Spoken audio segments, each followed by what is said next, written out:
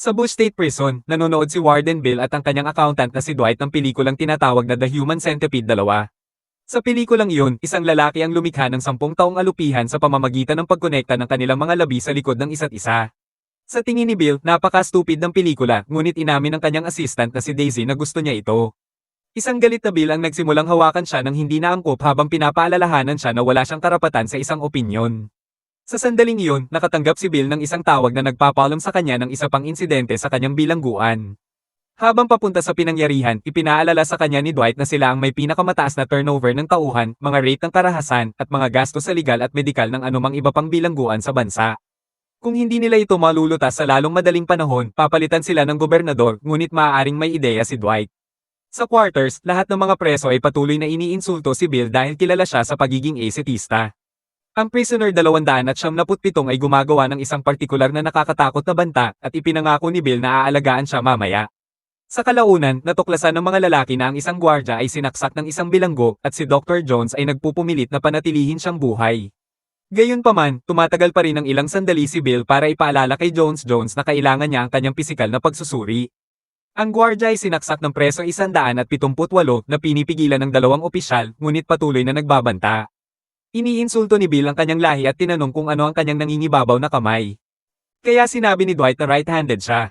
Pagkatapos, binali ni Bill ang kanang braso ng bilanggo kahit na inilantad ang kanyang buto. Gusto niyang gumawa ng mas maraming pinsala, ngunit ipinaalala ni Dwight sa kanya ang mga gastos sa medikal. Nangako si Bill na babalik siya para sa higit pa pagkatapos niyang gumaling.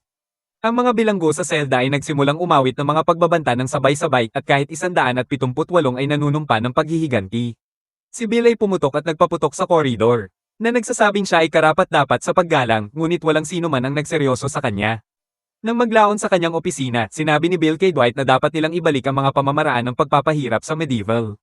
Iginiit ni Dwight na hindi gumagana ang system at gustong mag-alok ng alternatibo, ngunit hindi siya pinansin. Dinalhan siya ni Daisy ng isang pakete, at si Bill ay nasa sabik na makahanap ng isang napaka-espesyal na order. Isa itong banga na puno ng mga tuyong organo ng babae, na di umano'y kinakain ng mga pinuno ng tribo sa Africa para sa hindi kapani-pani walang lakas.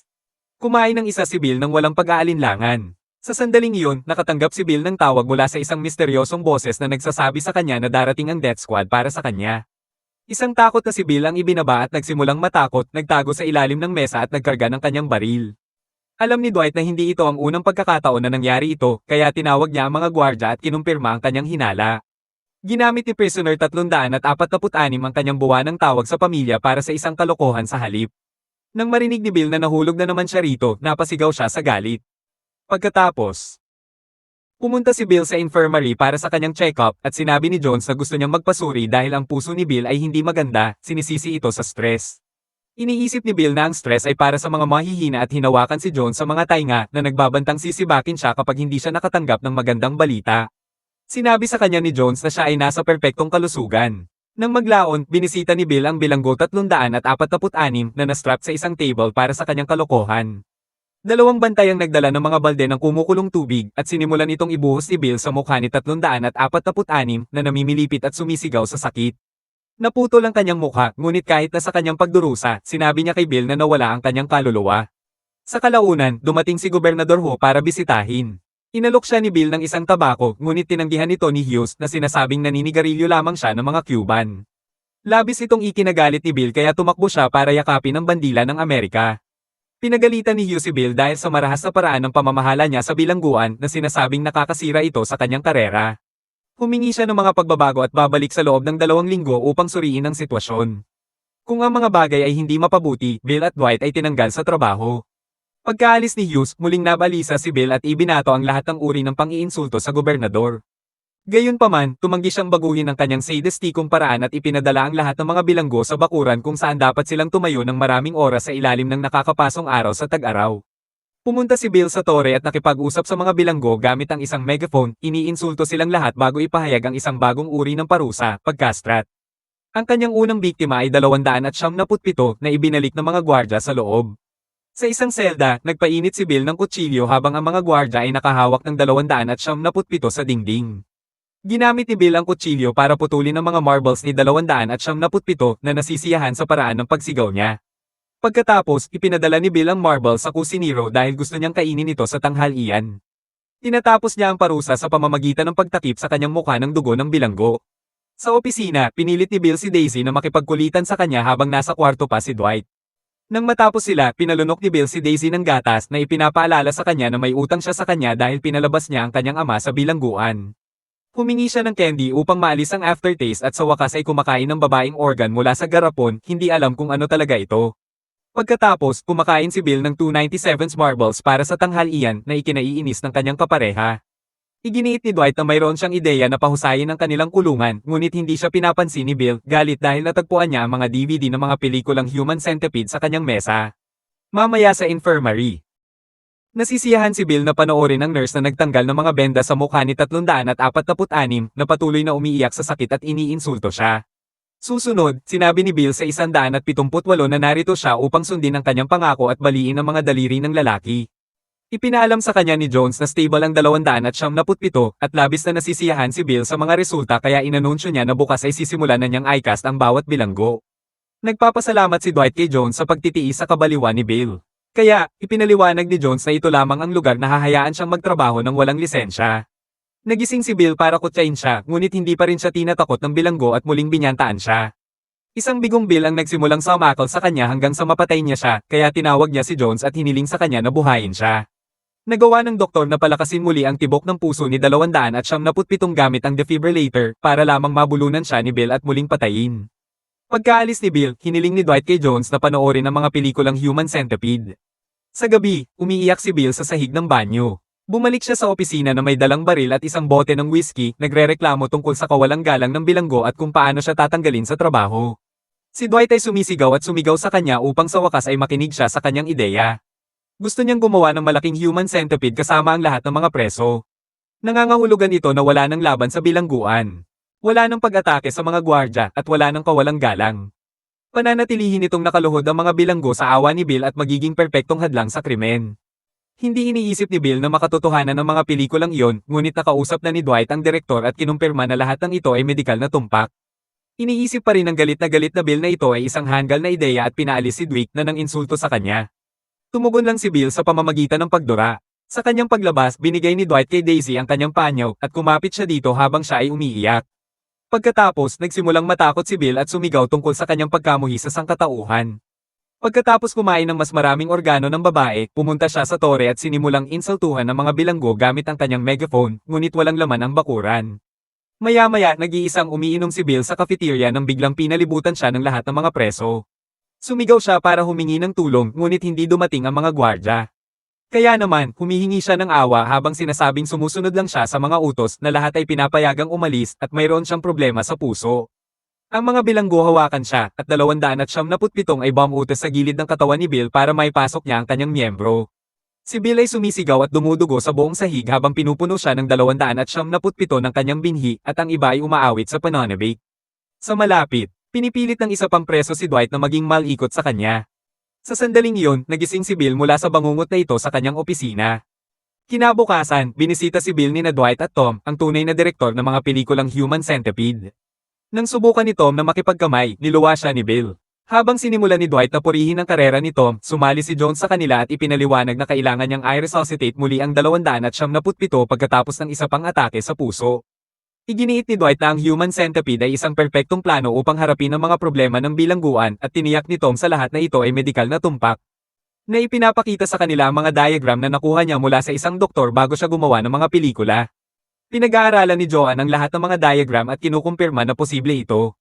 Kaya, sa wakas ay pumayag si Bill na gawin ito. Gayunpaman, itinuro ni Dwight na kailangan nilang gawin ito ng iba sa mga pelikula dahil ang mga bilanggo ay kailangan pa ring palayain ng walang mga mutilation sa pagtatapos ng kanilang mga pangungusap.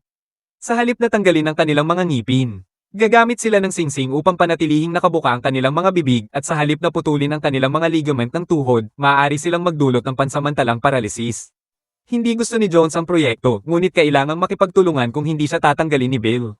Hinahayaan sila ni Tom na gamitin ang kanyang ideya sa kondisyon na mapapanood niya ang isa sa mga operasyon at pumayag si Bill nang sa wakas ay nakipagkamay siya. Iniisip ni Bill na dapat nilang gawin ng mga bilanggo na manood ng mga pelikula bago ipahayag ang kanyang plano. Ngunit tumanggi si Dwight. Ipinunto niya na magiging marahas lamang sila kaya dapat nilang ihanda ang lahat ng hindi nalalaman ng mga preso. Muli, hindi siya pinapansin ni Bill. Nang hapong iyon, pinanood ng mga bilanggo ang unang pelikula. Ang ilan sa kanila ay nagsasaya habang ang iba ay nag-iisip na ito ay kakilakilabot at dapat na ipagbawal. Kapag nag-iingay sila sa kanilang mga reklamo, pinaputok ni Bill ang kanyang baril sa hangin para tumahimik sila. Pagkatapos ay sinabi niya sa kanila ang tungkol sa kanyang plano. At tulad ng hinulaang ni Dwight, lahat ay nabigla. Sinimulan ng bugbugin ng mga bilanggo ang mga gwardya, kaya kailangang tumakas sina Bill at Dwight. Isinara nila ang gate sa likod nila. Gayunpaman, pinamamahalaan pa rin ng mga bilanggo na buksan ito. Nagmamadaling magtago sina Bill at Dwight sa opisina pero hindi nila hinayaang magtago si Daisy sa kanila. Kapag sinubukan niyang sabihin sa mga bilanggo na wala siyang kinalaman dito, 178 siyang hinampes at sinimulang sakal. Pagkatapos ay sinimulan niya itong saksakin habang sinasamantala siya ng ibang lalaki. Habang sinisimulan ng 277 ang pagpindot sa pinto ng opisina gamit ang fire extinguisher, humingi ng tulong si Dwight at kumakain si Bill ng mas maraming organ ng babae. Pagkatapos ay sinira niya ang bintana at tumalon sa bakuran upang tumakas. Habang kumakain si Dwight sa labas ng garapon sa desperasyon, ang mga espesyal na ahente ay pumasok at pinatay ang lalaking umaabuso kay Daisy bago arestuhin ang iba. Sa bakuran, inaresto rin ang lahat ng mga preso na nagtatangkang tumakas. Pagkaraan, hinanap ni Dwight si Bill at sinabi sa kanya na si Daisy ay lubhang nasaktan, ngunit si Bill ay humingi ng doktor para sa kanyang sarili kahit na mayroon lamang siyang kaunting mga gasgas. Tapos, nagtantrum siya sa gitna ng bakuran. Makalipas ang ilang sandali, natutuwa si Bill na makitang tahimik ang mga bilanggo sa kanilang mga selda. Naglagay siya ng sedative dart sa kanyang rifle at pinagbabaril isa-isa ang mga bilanggo para patulugin sila. Pagkatapos, dinala sila ng mga gwardya sa infirmary at atali sila sa mga kama habang ipinapaliwanag ni Bill ang operasyon. Pinahintulutan si Jones na umarkila ng 5 surgical team na ngayon ay gumagawa ng mga centipede segment ng 3 bilanggo bawat isa. Ang mga segment na ito ay namamalagi sa mga tolda ng ospital sa labas at unti-unting idinaragdag sa huling kadena ng alupihan. Ang isa sa mga bilanggo ay may inflammatory bowel disorder na nagbibigay sa kanya ng patuloy na pagtatae, kaya nagpasya si Bill na itatahi siya sa bibig ni 277 bilang paghihiganti. Ang isa pang bilanggo ay may stow na isang pag-opera sa kanyang tiyan kung saan lumalabas ang kanyang baywang.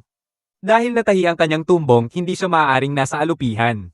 Ipinasok ni Bill ang kanyang baril sa stow at binaril para patayin siya. Pinapatay din niya ang isang naka-wheelchair-bound na preso dahil hindi rin siya compatible. Pagkatapos, binisita ni Bill at Dwight si Daisy, na nakoma. Iniisip ni Dwight na dapat nilang ipadala siya sa isang maayos na ospital, ngunit nais ni Bill na panatilihin siyang malapit dahil nakita niyang mainit ang mga sugatang babae. Hindi pinapansin ang mga pakiusap ni Dwight para sa awa. Umakyat si Bill sa ibabaw niya at ginagawa ang malikot sa natutulog niyang katawan. Maya-maya, inayos na ang bintana ng opisina at halos lahat ng mga preso ay naoperahan na. Kaya, nagdiwang si Bill sa pamamagitan ng pagtatapos ng kanyang garapon ng mga babaeng organo. Nagpanggap si Hethen bilang si Hughes upang isipin kung gaano kasaya ang gobernador sa kanyang napakatalino na plano. At kailangang ipaalala sa kanya ni Dwight na iyon ang kanyang ideya. Nang hapong iyon, bumalik si Tom at binigyan siya ni Bill ng paglilibot sa lugar. Baliw ang huling preso at nag-e-enjoy ng kumain ng sarili niyang tae, kaya inaabangan niyang maging bahagi ng alupihan. Gayunpaman, ayaw ni Bill na masiyahan ng sinuman dahil ito ay isang parusa, kaya binaril din niya ang taong ito. Pagkatapos, dinala ni Bill si Tom sa silid ng operasyon at pinapanood nila kung paano itinahi ang mukha ni 346 sa likuran ng isa pang bilanggo na sa palagay ni Bill ay lubhang kapal na panabik. Sa isa pang silid, nabigla si Dwight nang matuklasan na ang ilang mga bilanggo ay pinuputol ang kanilang mga paa. At ang nakita ay nagpasuka kay Tom. Si Dwight ay humihingi ng paliwanag, ngunit sinabi ni Bill na ito ay isang sorpresa. Kapag handa na ang proyekto, iniimbitahan si Hughes sa bilangguan. Dinala siya ni Bill at Dwight sa bakuran upang ipakita ang isang malaking human centipede na may 346 sa harap. Sinabi ng duo kay Hughes ang tungkol sa kanilang pananaw sa isang mundong walang krimen salamat sa nakakatakot na parusang ito. Habang ang alupihan ay pinipilit na kumain, 346 lamang ang binibigyan ng aktwal na pagkain at ang iba ay kailangang lunukin ang tae mula sa taong nasa harap nila. Maging si Daisy ay idinagdag sa kadena. Patuloy na pinag-uusapan ni Dwight ang lahat ng perang maiipon nila sa pagkain at pabahay, ngunit pinutol siya ni Bill para linisin ang huling tao sa alupihan dahil kayumanggi ang kanyang pantalon na may tae. Susunod, ginamit ni Bill ang isa pang seksyon ng bakuran upang ipakita ang kanyang sorpresa. Ito ay isang uod ng tao na nilikha niya gamit ang habang buhay at death row ng mga nahatulan. Dahil ang mga taong ito ay hindi na mapapalaya, ang kanilang mga braso at binti ay pinutol, ibig sabihin, maaari lamang silang magsipilyo sa lupa na parang higad. Sa infirmary, ipinakilala ni Bill si Hughes sa isang bilanggo na katatapos lang ng kanyang sentensya, kaya inilabas siya sa alupihan upang pauwiin siya. Ang tanging gallows ay sa kanyang bibig at likuran dahil sa pananahi. At sa tingin ni Bill, isa itong panghadlang sa krimen dahil malalaman ng lipunan kung may tao sa alupihan. Tinanong niya ang lalaki kung ano ang kanyang nararamdaman, ngunit ang lalaki ay hindi nagsasalita ng Ingles kaya siya ay nagpaalis. Si Hughes ay natakot sa buong proyekto at inihayag na sina Bill at Dwight ay makakakuha ng parusang kamatayan para dito bago siya umalis. Inilabas ni Bill ang kanyang baril at isinasaalang-alang ang sarili, ngunit pagkatapos ay itinutok niya ang baril kay Dwight dahil ito ang kanyang ideya. Sa sandaling iyon, dumating si Jones upang suriin sila at binaril siya ni Bill ng 2 beses upang patayin siya. Nang barilin din ni Bill si Dwight, bumalik si Hughes at sinabing ito mismo ang kailangan ng Amerika. Plano niyang dalhin ang ideya sa DC at sana ay maging presidente. Pagkatapos umalis muli ni Ho, nais ni Dwight na kunin ang kredito dahil ito ang kanyang ideya. Niyakap siya ni Bill at tinawag siyang henyo para lang barilin siya sa ulo. Pagkatapos ay nilinis niya ang kanyang mga fingerprint at iniwan ang baril sa kamay ni Dwight para magmukhang siya mismo ang nagtanggal. Maya-maya't nakahubad si Bill sa tore na sumisigaw sa megaphone habang hinahangaan ang alupihan sa bakuran. Tiyaking mag-subscribe at i-on ang mga notification para makapanood ka ng higit pang mga video na tulad nito. Salamat sa panonood!